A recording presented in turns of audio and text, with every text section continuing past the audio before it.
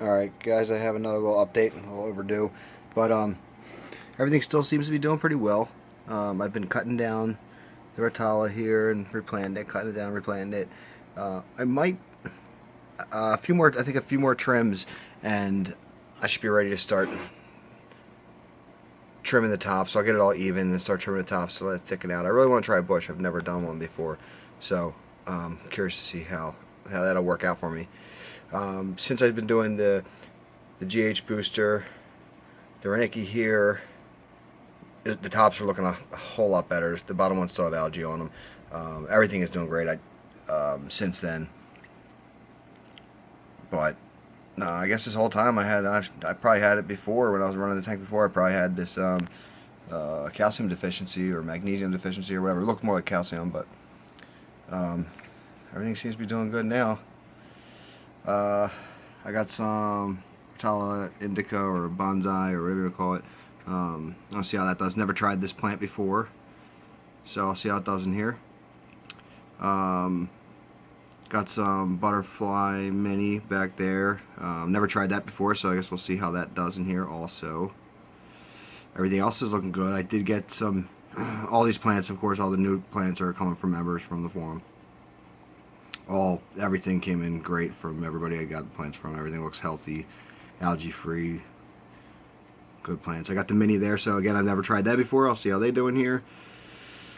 I got one of the things I'm pretty excited about too, and I'm not sure exactly where I'm going to put it, but for right now I just wanted to get it planted, is the Rotala Sunset.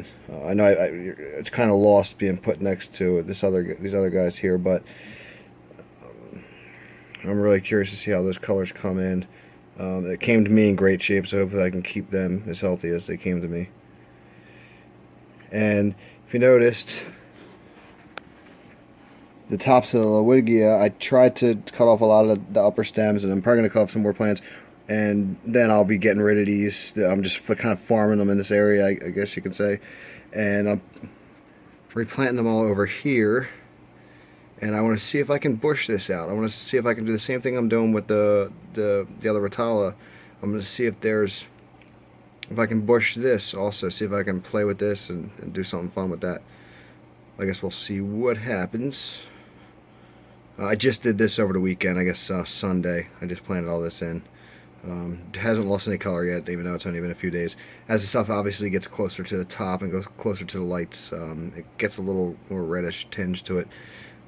I'm curious to see how red it gets. So now I guess another thing I'll talk about is my dosing. I think I really need to dial it in a little more.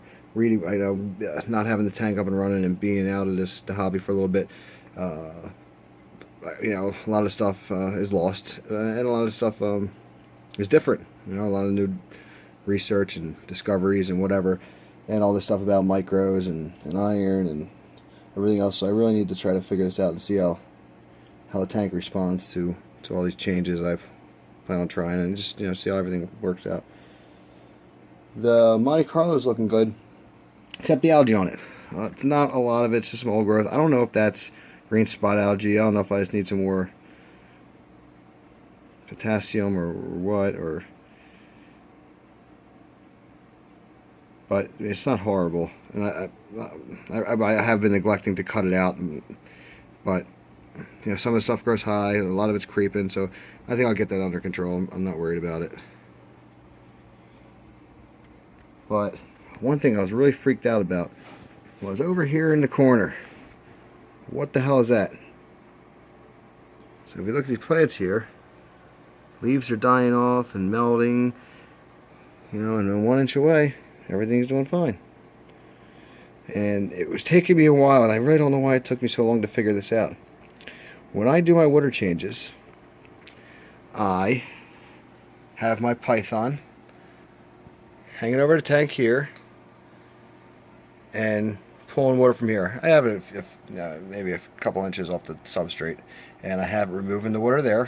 When I'm not moving around vacuuming some debris, if there is any, and things like that. When I'm just doing the basic draining, it sits there, and when I'm filling it, it also sits there. So that's where the tap water comes in. So I guess the pure tap water on there for, I don't know, 15 minutes, is not good for those plants. So this past Sunday, when I figured it out, when I was filling the tank, I don't know, maybe I'll just put something over, maybe I'll put a plate or Tupperware or something in there just to block it so it's not directly spraying on there. But when I was filling it this weekend, I was moving it around and filling it all throughout the tank and letting it spread out,